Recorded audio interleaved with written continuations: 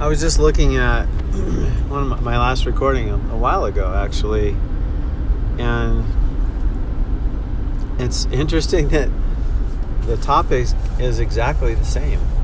The same thing. I thought, I want to talk about.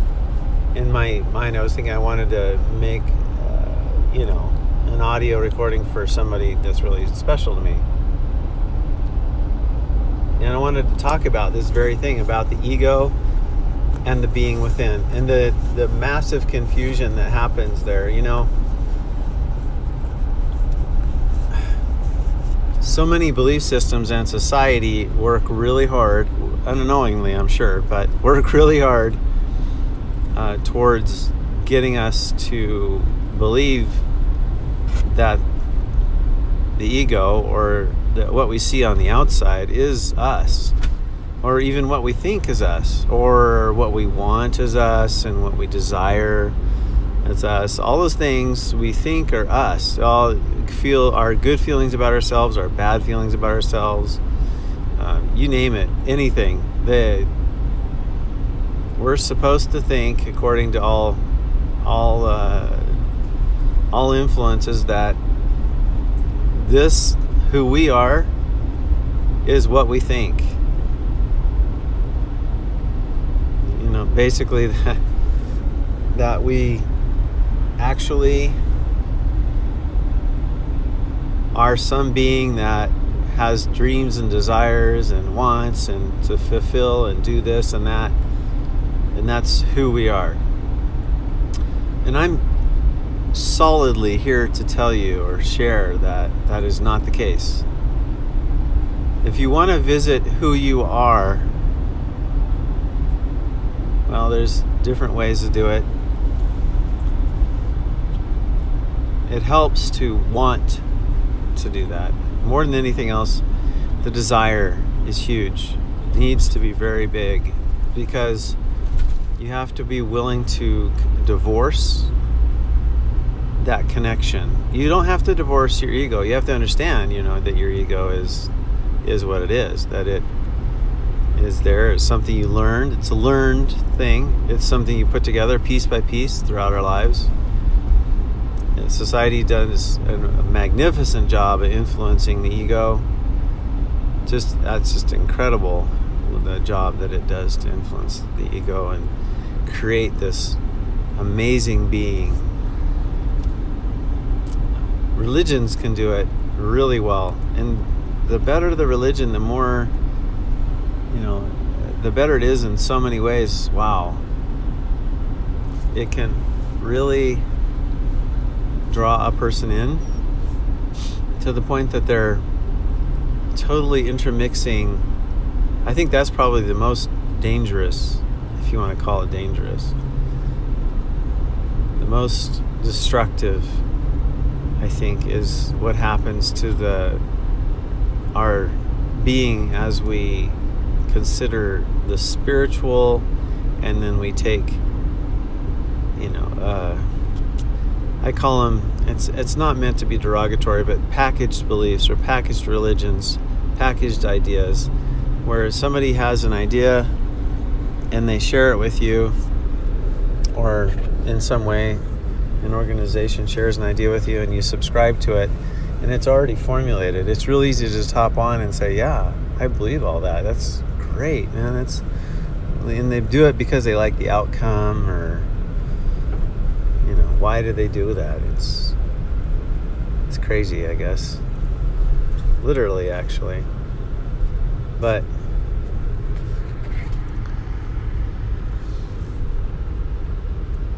more on that, I guess, would be that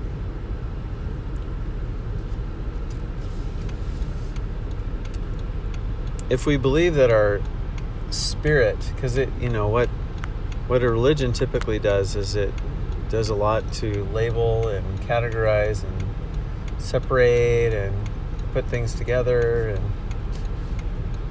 it does a lot to, it organizes. A religion organizes, puts beliefs in a certain way and feeds it to you, and in an organized fashion. It's just really great, for those that are looking for that kind of thing. They're looking for something to just latch onto and take for a ride.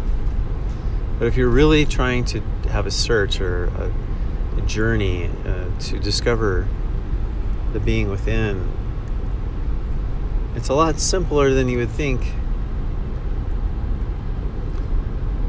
because all of the answers in every part of it are right inside. Nothing is from the outside. It's a beautiful thing. And as we discover ourselves, we start to feel way better about everything. Now, emotions can get in the way. Emotions a lot of times are tied to our egos and so on. And then we can have, say, a spiritual experience where we feel touched. So it's not just an emotion thing at this point. Now it's, you feel touched.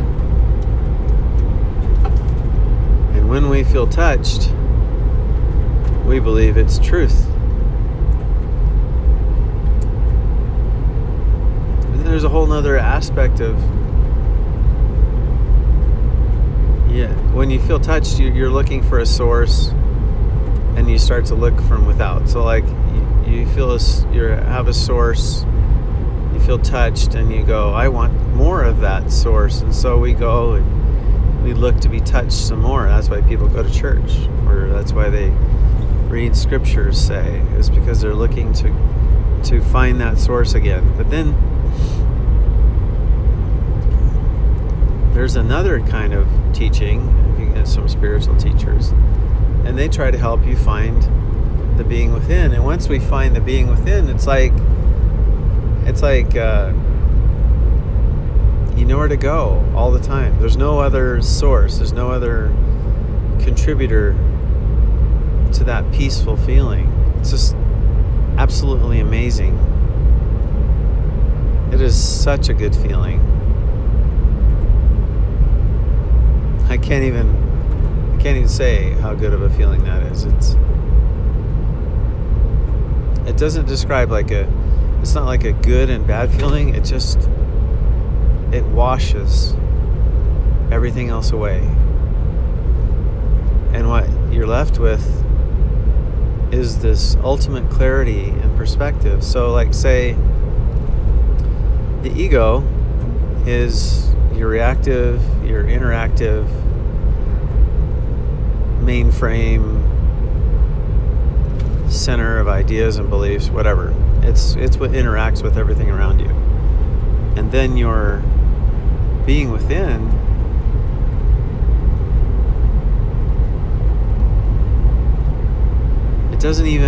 it just experiences, it just pierces and dispels everything. Nothing sticks to it. Really, nothing sticks to it. So you can go out and do something really bad, say, and you'll feel bad and so on, or whatever. Maybe not. Or you can be really confused about something and make some stupid mistakes, hurt people, and you can feel bad about it. The being within, believe it or not, and I'm not exactly sure how it works, but it is very much untouched. It's almost like there's a bigger picture involved. It's like,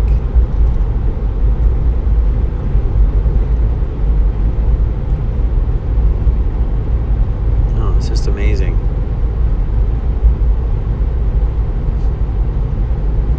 So people have experiences, they do or don't, say, find a career, or feel like they do something the way that they feel society's pressuring them to do, or their family, their parents, whatever it is. And they could feel bad or feel, they just, anybody with a poor self-concept, or even somebody has low self-esteem or depression or anything like that, that's complete ego. There's no possible way that a person who has found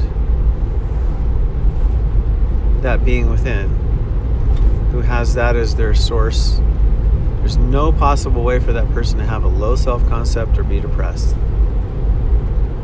There's no way, because that being within does not even have that as an option. That's not even, doesn't even register. Like I said, nothing sticks like that. But even from that perspective, from that place,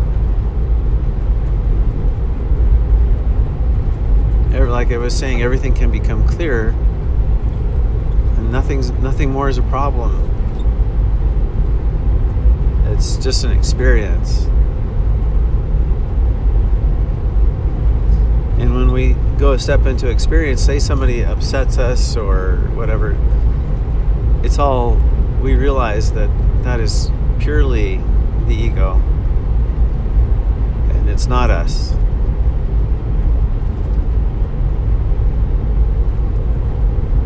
So those are some thoughts about that. I don't want anybody that I know, and I wish I could have taught my kids this somehow when they were young, is to be able to source that being within, so that when they're looking at life and all the challenges and everything that comes their way and everything, they're able to separate what's going on, what they're seeing and feeling and hearing. They'll be able to understand that that's not them. That's something that there's a huge separation between who they are, who the being that's within is, and this ego that's actually interacting with everything around. So there it is. I hope if somebody ever listens to this that it could be a help, because it's truly helped me. It's not like the coup de grace, like, oh, I'm going to be happy forever. Oh, it's so wonderful. I know all this stuff, and life is bliss. It is a kind of a bliss, because you almost you're not afraid of dying the same, like, or anything like that. You feel one with everything. Everything is just cool. I really wish that for everyone. But again, you still feel lonely, have lonely moments, still feel yucky sometimes, still feel stupid when you say the wrong thing or hurt somebody's feelings. You name it, you can still feel it, but it doesn't hit the core. It doesn't affect behavior in a way where it just brings you down. Nothing really has the power to lift you or drag you down at that point, because you realize that all that stuff is just not you. It's just something you've created something through your life that's interacting with all the other stuff. So, a lot of fun, beautiful discovery, very simple and precious. So, and it's a beautiful day. So, enjoy.